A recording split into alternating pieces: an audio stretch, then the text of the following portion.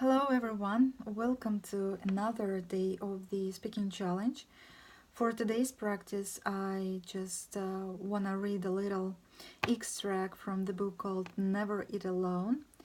And if you had watched my previous videos, you might have comprehended or understood that this book is about networking, whether it's social or business networking, or I would say how to reach out other people. So for my today's practice, I wanna read a little passage called Follow Up or Fail. And here I go.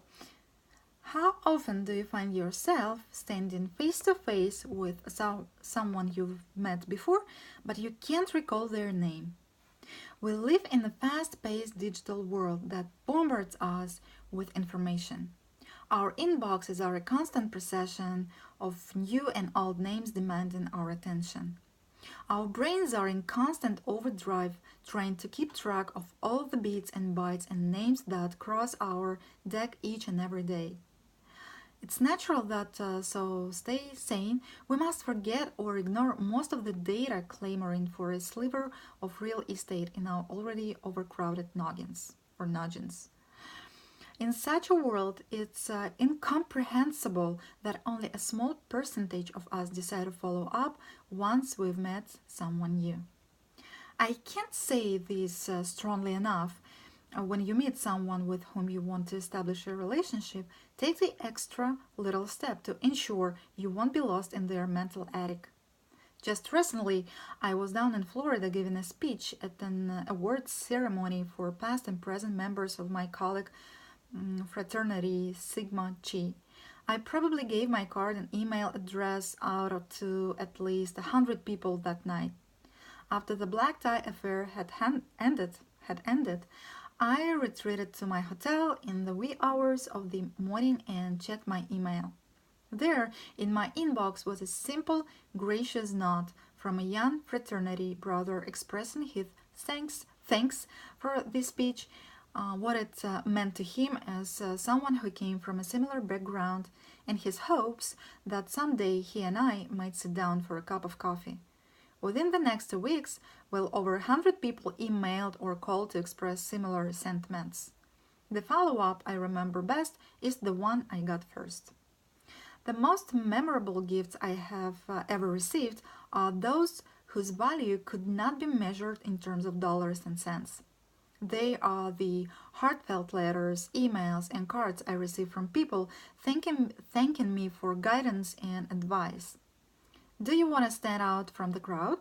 Then you'll be miles ahead by following up better and smarter than hordes scrambling for the person's attention.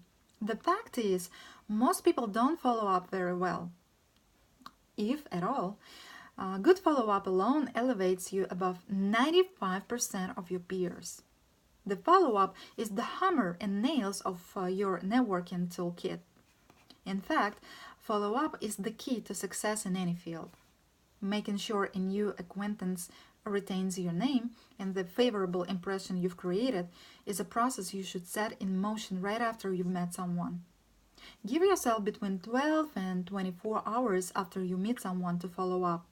If you meet somebody on the plane, send them an email later that day. If you meet somebody over cocktails, again, send them an email the next morning.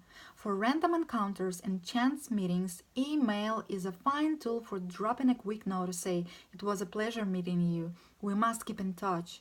In such an email, I like to cite something particular we talked about in the course of our conversation, whether a shared hobby or business interest, that serves as a mental reminder of who I am.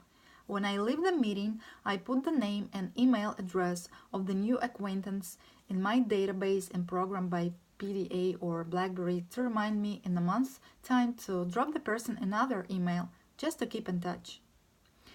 Why go to all the trouble of meeting new people if you're not going to work on making them a part of your life?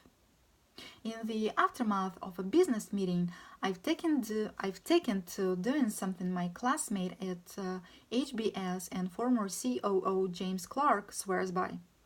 In his follow-up, he always reiterates the commitments everyone has made and asks when a second follow-up meeting can be arranged. When other person has agreed to do something, whether it's meeting for coffee next time you're in town or signing a major deal, try to get it in writing. It shouldn't be formulaic or ironclad, just something such as, "It was great talking to you over lunch yesterday. I wanted to follow up with some thoughts we discussed yesterday. I believe Farazi Greenlight can serve the interest of your company, and I've had time to work out the finer details. The next time I'm in town, I'd love to get on your calendar and chat for 5 or 10 minutes." 9 times out of 10, the person will casually write back accepting your offer to meet again. Then, when the time comes to take that person up on his offer to talk again, you can call him with the force of his email commitment in writing behind you. He's already agreed to meet. Now the question is when, and your persistence will assure that happens at some point. But remember, and this is critical, don't remind them of what they can do for you, but focus on what you might be able to do for them. It's about giving them a reason to want to follow up. It's about giving them a reason to want to follow up. And this is it for today. Thanks for watching. I hope that this information is useful for you too. And have a nice day, everyone. Bye bye.